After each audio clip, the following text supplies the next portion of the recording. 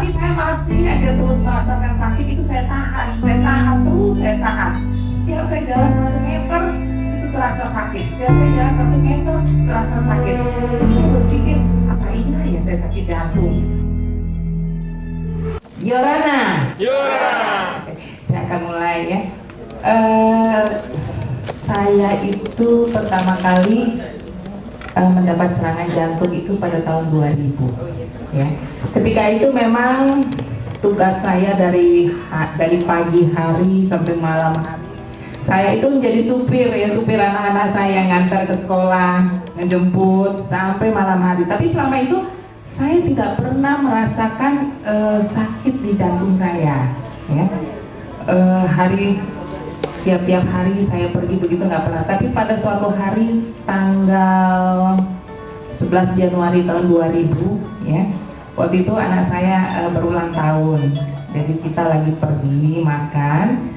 Setelah itu saya mampir ke Goro. Pada saat itu kan masih ada Goro ya di Kelapa Gading. Saya mau beli sesuatu karena ada teman yang mau kawin. Nah, di saat dalam perjalanan itu tiba-tiba saya merasakan tidak ada udara yang saya hirup. Saya merasakan sekali kosong di dalam ini. Nah, langsung saya ngomong sama anak saya, "Kakak, mama kok nggak napas sih, nggak ada udara di dalam gitu kan?" Loh, mama kan menghirup udara. Dia bilang, "Iya, tapi kosong benar-benar di dalam itu." Akhirnya saya nggak jadi pergi ke Goro. Saya langsung dibawa ke Pertamina Jaya yang di bypass. Kebetulan kami dari suami saya dari Pertamina ya, jadi masuk ke situ, saya dibawa ke situ, masuk UGD. Kebetulan dokter-dokter memang udah kenal dengan saya. Jadi bilang, "Ada apa Bu Ida?" "Dok, aku nggak bisa napas loh," saya bilang gitu. "Loh, kenapa?" "Nggak tahu," saya bilang. Langsung akhirnya saya di oksigen. Setelah itu saya di EKG. Nah, setelah di EKG kata dokter, "Ibu besok pergi periksakan diri aja ke dokter penyakit dalam." Nah, dokter penyakit dalam anjurkan saya untuk treadmill. Treadmill itu saya hanya bisa mampu 3 menit. Setelah itu saya tidak mampu karena nadi saya semakin lama semakin naik. Akhirnya di stop. Terus saya dikirim ke dokter jantung. Dari dokter jantung di sini saya disarankan untuk dikateterisasi. Dia lama memang mengasih penyuluhan kepada saya, tetapi saya berpikir apa iya ya saya sakit jantung, karena selama ini kan saya tidak pernah merasakan gitu. Akhirnya saya dikirim ke rumah sakit pusat Pertamina yang di Kebayoran. Nah, di sana saya diperiksa ulang lagi, periksa darah, di treadmill segala macam. Akhirnya diambil satu kesimpulan bahwa saya itu memang harus segera masuk. Nah, saya dikateterisasi pada waktu itu, penyempitan saya hanya 60%. Setelah saya dikateterisasi, saya pulang. Seminggu kemudian saya masuk lagi untuk dibalon. Nah, setelah selesai itu saya udah enak, tidak merasakan apa-apa gitu. Nah, pada tahun 2007 kembali lagi saya merasakan sakit. Saya keluhkan ke dokter saya, "Dok, ini saya nih di sini nih kok sakit sekali ya. Saya tuh sakit mah," saya bilang. "Oh bukan," katanya, "itu pasti jantungmu sakit," dia bilang. "Loh, saya kan udah pernah dulu." "Ya itu kan dulu, sekarang bisa aja terjadi pada tempat yang lain gitu." "Ya udah, sekarang masuk," gitu. "Oh enak sekali," saya bilang, suruh masuk. "Saya nggak bisa sekarang deh, soalnya saya lagi bongkar rumah," saya bilang. "Nanti aja kalau udah selesai," saya bilang gitu. Tapi saya masih aja terus merasakan sakit itu. Saya tahan terus, saya tahan. Setiap saya jalan 1 meter itu terasa sakit. Setiap saya jalan 1 meter terasa sakit. Jadi saya berpikir, apa iya ya saya sakit jantung? Tapi karena rumah dibongkar nggak mungkin ya. Jadi udah begitu rumah saya selesai dibangunnya, saya kembali lagi ke dokter. Saya bilang, "Dok, ini gimana? Aku tuh kok masih sakit aja jantung ini di dada saya sini," saya bilang. "Ya udah masuk," dia bilang gitu. Jadi saya pada tanggal 21 bulan 9 tahun 2007 ya, saya akhirnya masuk dirawat. Saya dikateterisasi ya. Ini saya kasih tahu. Ya, ini hasil kateterisasi saya. Waktu itu saya dikasih dengan 5 penyempitan. Sekaligus 5 setelah 7 tahun ya. Jadi itu ada yang 60%, ada yang 80%, ada yang 90%, ada yang 70% penyempitannya.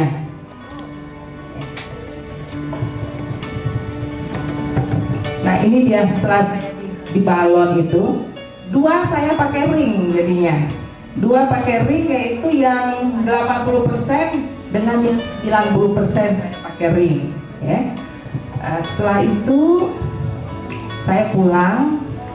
Begitu saya pulang itu tidak ada perubahan ya, masih juga sakit nih di sini saya itu kalau udah datang sakitnya saya terus terang aja saya nggak tahan, saya menangis karena saya melawan sakit saya itu ya. Aduh, jadi saya kadang-kadang kalau udah sakit itu saya berdoa, aduh Tuhan beri saya kekuatan gitu. Nah saya bingung, kok saya udah di balon, udah pakai ring, kok masih sakit juga gitu ya. Nah setelah itu bulan apa tuh saya masuk lagi, karena saya udah nggak tahan, saya masuk lagi ya. Begitu saya masuk lagi, saya bilang sama dokter jantung saya, aku udah nggak tahan lagi deh. Saya bilang tolong deh saya dok, sakit benar. Saya bilang, saya tuh sampai di depan dokter jantung saya itu, dokter Joko tuh saya sampai nangis. Dia sampai udah nggak bisa ngomong, dia cuma pikir kenapa ya gitu ya. Akhirnya saya masuk lagi, seminggu saya masuk. Ini tangan saya udah habis nih, di apa tuh namanya, diinfus ya, udah diinfus pakai antibiotik. Seminggu saya tidak ada merasakan perubahan gitu. Saya ngomong sama dokter Joko saya, dok, aku pulang aja deh. Kenapa? Aku rasakan nggak ada perubahan sih, ngapain saya di rumah sakit ini? Tangan saya habis diinfus, saya merasakan sakit-sakit, saya bilang gitu kan. Ya udah pulang. Udah pulang saya pada bulan, berapa bulan kemudian sakit lagi saya. Pokoknya saya semeter jalan sakit, apalagi kalau saya naik tangga 2 trap mesti saya berhenti, 2 trap mesti saya berhenti. Aduh, saya bilang ini bagaimana ya. Saya datang ke poli untuk minta rujukan ya. Saya bilang dok, aku udah gak tahan dok, tolong deh saya, bagaimana kayak caranya. Saya bilang saya udah gak tahan sakit saya ini. Dokter bingung, udah di balon kok masih sakit. Saya di ronsen paru-paru saya, bu kita lihat paru-paru. Saya mikir kenapa ya, aku kan nggak batuk nggak apa, tapi ya saya ikutin aja nih anjuran dokter. Saya pikir supaya diperiksa semuanya gitu ya. Udah akhirnya saya di ronsen, saya dikirim lagi ke RSPP sama dokter paru-paru. Saya maksudnya mau kontrol, langsung saya disuruh masuk. Saya bilang udah ibu masuk, katanya wah dok saya kan belum bilang sama keluarga. Ya udah ibu telepon, pokoknya ibu nggak boleh pulang. Masuk saya kembali lagi, saya diinfus tangan saya ini sampai 6 hari saya di rumah sakit. Akhirnya begitu dokter periksa, ibu pulang aja ya. Iya nih dok, saya ngapain di sini? Iya tapi ibu memang nggak ada batuk. Memang saya nggak batuk, saya bilang gitu kan. Jadi bagaimana dok ceritanya? Saya bilang gitu kan. Soalnya kan aku kan di sini masih sakit. Ya udah sekarang begini, ibu harus kembali lagi ke dokter jantung. Dia bilang gitu kan. Dia kasih surat, saya kembali lagi ke dokter jantung. Saya ngomong sama dokter jantung, aku kemarin udah habis dirawat, ini gimana? Ini saya kok masih sakit? Saya udah nggak tahan nih, saya bilang gitu. Ya udah, coba diperiksa acara secara nuklir katanya. Akhirnya saya diperiksa secara nuklir. Ternyata hasil dari nuklir itu saya masih mempunyai 1 penyempitan lagi. Rupanya dia masih kecil. Jadi begitu saya hasil kembali ke dokter, saya ngomong sama dokter saya, kenapa pada waktu itu tidak sekalian aja dikerjakan? Saya tersiksa sekarang ini, saya bilang itu. Terus saya bilang saya tidak bisa mengerjakan pada saat itu karena dia masih kecil. Kalau dia masih kecil, kalau saya kerjakan nanti bisa jebol, dia bilang gitu kan. Loh, jadi sekarang gimana? Saya bilang, ya udah pakai dengan obat aja, dia bilang gitu. Nah setelah itu pada saat saya dirawat yang ketiga kalinya, itu satu kamar saya itu ada suster rumah sakit Pertamina juga, ya kan? Dia itu kena kanker paru-paru stadium 4. Pada saat itu dia mau di kemo yang kelima kalinya. Jadi saya tuh bingung ngelihatnya. Saya tanya sama dia, suster maaf ya, saya bilang gitu. Saya lihat suster udah di kemo yang kelima kali, tapi kok rambutnya nggak rontok, saya bilang gitu kan. Karena teman saya sebelumnya di kemo pertama kalinya udah habis rambutnya. Terus saya nanya minum apa sih, saya bilang gitu. Terus dia bilang ya kasih brosur sama saya, ini saya minum ini, dan begitu saya lihat jus noni gitu ya, saya baca gitu. Sudah. Tapi sebelumnya pada saat bulan Desember itu mamanya Vera Sirait udah menawarkan sama saya jus noni. Dia sudah bawa sama saya, ada yang 1 liter, ada yang setengah liter. Tapi saya tidak bergeming sedikit pun untuk melihat ini noni, karena udah begitu banyak suplemen yang saya makan kok kayaknya biasa-biasa aja gitu ya. Jadi saya bilang, aduh Namburu nanti aja deh, saya bilang gitu kan ya. Akhirnya dia bawa pulang.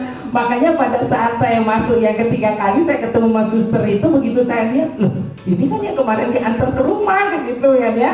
Udah akhirnya pada tanggal 13 Maret saya udah nggak tahan. Padahal itu dokter jantung ngasih obat sama saya sampai 5 macam. Ada satu obat yang namanya Plavix, itu paling mahal.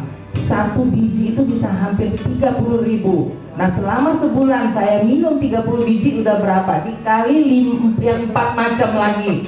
Tetapi saya tidak ada merasakan ini ya, kesembuhan gitu. Yang ada saya semakin sakit. Padahal saya pikir-pikir sudah berapa dana yang saya keluarkan. Dari saya waktu lagi di ring itu sampai 5 udah. Waktu itu anak saya yang sign ya, saya tanya berapa sih biayanya. Aduh mama banyak sekali, udah ratusan juta deh mama, nggak tahu udah berapa ratus. Saya mikir aduh kalau misalnya uang dari pribadi saya mau jual rumah kali itu bayar. Nah pada saya masuk yang kedua kali juga, itu akhirnya saya yang sign itu padahal hanya 6 hari ya, saya hanya diinfus saja itu saya kena 10 juta. Yang ketiga kali saya masuk itu kena 9 juta. Waduh, saya bilang itu dalam jangka waktu hanya beberapa bulan aja gitu kan ya.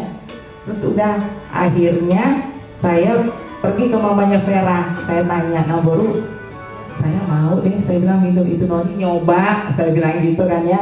Akhirnya saya tanggal 15 Maret saya resmi jadi member di noni ya.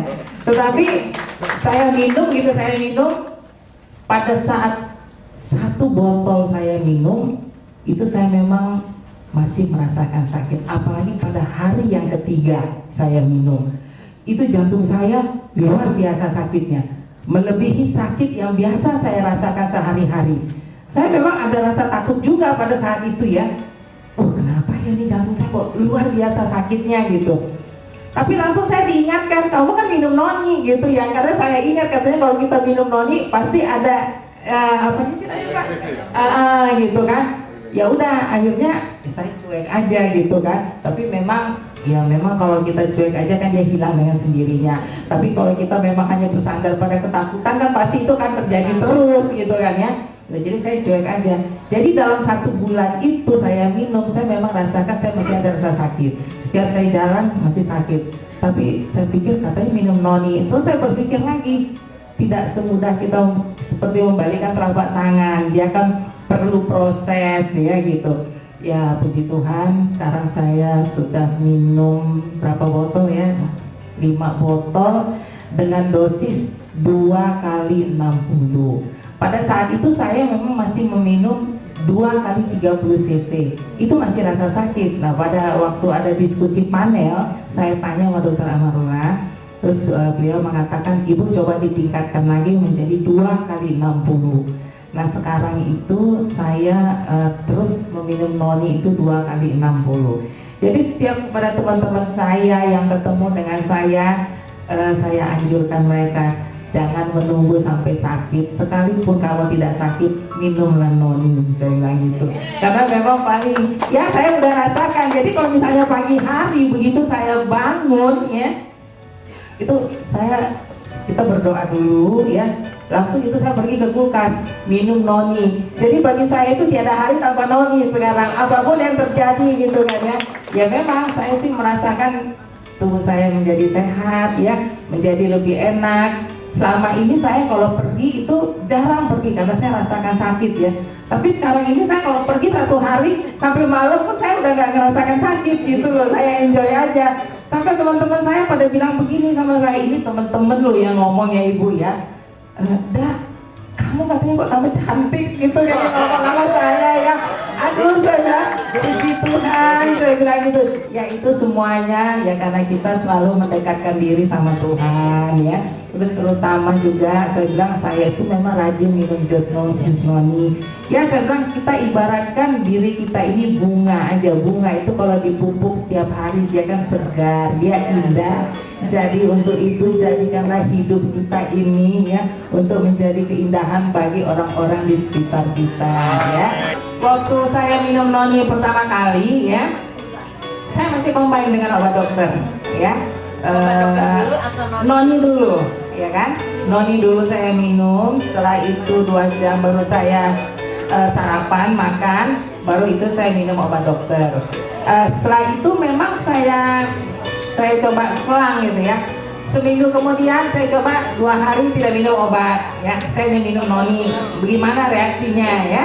Saya rasakan tidak apa-apa. Terus saya tambah lagi, tapi sekarang ini saya itu obat jantung sudah saya tidak minum lagi. Saya hanya minum noni aja sekarang ini, ya. Dan saya memang benar-benar tidak merasakan sakit lagi.